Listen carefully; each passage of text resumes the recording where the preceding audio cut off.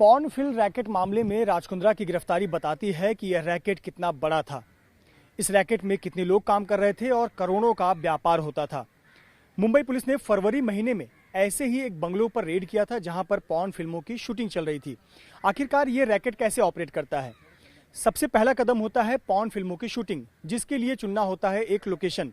मुंबई के मड इलाके में सैकड़ों ऐसे स्टूडियो हैं, बंगलों हैं, घर हैं, होटल्स हैं जहां किराए पर शूटिंग के लिए इजाज़त दी जाती है। लोग प्रतिदिन या 12 घंटे के हिसाब से पैसे अदा कर उस बंगलों में, घर में, होटल में या फिर स्टूडियो में शूटिंग करते हैं। ऐसे ही यह रैकेट लोकेशन को चुनता था जो रिहायशी इलाके से दूर हो, शांत हो, वहाँ किसी आने जाने का खतरा ना बना रहे, पुलिस की निगरानी कम हो, ऐसी जगहों को चुनते थे और वहाँ पर पॉर्न फिल्मों की शूटिंग करते थे। मुंबई पुलिस ने फरवरी महीने में मड इलाके में इसी ग्रीन पार्क बंगलों में रेड किया था और यहां से 5 लोगों को गिरफ्तार किया था। आरोप लगा था कि ये लोग पॉर्न फिल्मों की शूटिंग कर रहे थे। ऐसे ही बंगलों को चुना जाता है इन फिल्मों के शूटिंग के लिए। पॉर्न फिल्मों की शूटिंग इसी प्रकार के बंगलों में होती थी। लगभग 12 घंटे के लिए या फिर 24 घंटे के लिए इस प्रकार के बंगलों को बुक किया जाता है। 12 घंटे के लिए 60 से 80 हज़ार रुपये अदा किए जाते हैं और 24 घंटे के लिए 1.5 से 2 लाख रुपए अदा किए जाते हैं और यहाँ पर फिल्मों की अलग अलग तरीके से शूटिंग होती है।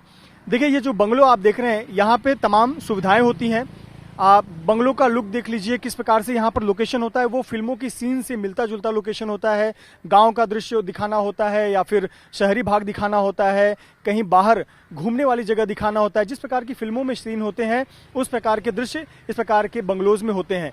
आप देखिए, बंगलों में यहाँ पर कई कमरे हैं, कुछ बंगलों में स्विमिंग पूल भी होते हैं, कुछ बंगलों में गार्डन होते हैं, वहाँ पर शूटिंग होती है।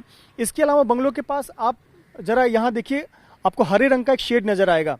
ये जो कमरा बनाया गया है और इसके ऊपर एसी फिटिंग आप देख सकते हैं, दरअसल ये मेकअप रूम होता है। इसमें आर्टिस्ट तैयार होते हैं, आर्टिस्ट का मेकअप होता है और जब शूट नहीं हो रहा होता है उस समय आर्टिस्ट आराम करते हैं। इसमें बैठने के लिए कुर्सी और सोफे होते हैं, मिरर होता है, मेकअप के सामान होते हैं। जो मेकअप आर्टिस्ट होते हैं वो भी यहीं पर बैठकर आराम करते हैं।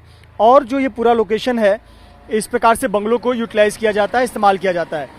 पॉर्न फिल्मों की शूटिंग भी इसी प्रकार के बंगलों में होती थी।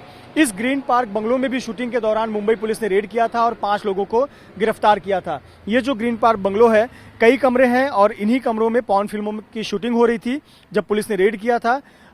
ये जो पूरा रैकेट है, उसका सबसे पहला कदम होता था कि फिल्मों की शूटिंग करना। तो रिहायशी इलाके से दूर इस प्रकार के बंगलों को चुना जाता है, वहाँ पर शूटिंग होती थी। इसके लिए फिर एक्टर्स, जो लड़के लड़कियां होते थे, साथ ही साथ कैमरामैन और जो लाइटमैन होते थे, स्पॉट बॉय होता था, इनको उनके काम के अनुसार या उनके जिस प्रकार का एग्रीमेंट होता था उस अनुसार पैसे मिलते थे। जो लड़के लड़कियां पॉर्न फिल्मों में काम करते थे उनको 1 लाख से 1.5 लाख रुपए तक पैसे अदा किए जाते थे। और इसके बाद काम होता था, इस वीडियो फुटेज को, जो ये शूट किया गया पॉर्न फिल्म, इसे भेजा जाता था उमेश कामत के पास। उमेश कामत ही वो मिडिल मैन है जो इस वीडियोस को लंदन यानी यूके भेजता था और वहाँ के OTT प्लेटफॉर्म पर ये वीडियोस अपलोड होते थे। मुंबई पुलिस ने अब तक इस मामले में 10 लोगों को गिरफ्तार किया है और मुंबई पुलिस के निशान पर अभी भी कई लोग हैं जो इस रैकेट में शामिल हैं। मुंबई के मड इलाके में ऐसे बहुत सारे बंगलोज हैं जहां इस प्रकार के शूटिंग होती है। बहुत सारे पॉर्न फिल्मों के अलावा कई नामी सीरियल्स की भी शूटिंग होती है। टीवी सीरियल्स की बात करें, हम वेब सीरीज़ की बात करें या फिर डॉक्यूमेंट्री की बात करें, इंटरव्यूज़ होते हैं, बहुत सारे स्टूडियो हैं, बहुत सारे नामी एक्टर्स के, बॉलीवुड एक्टर्स के बंगलो इस इलाके में मौजूद हैं।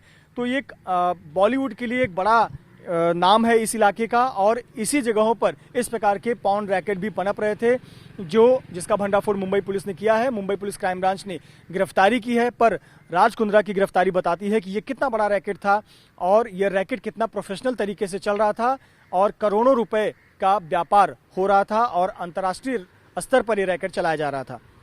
कैमरामैन धर्मेंद्र पांडे के साथ मृत्युंजय सिंह, ABP न्यूज, मुंबई।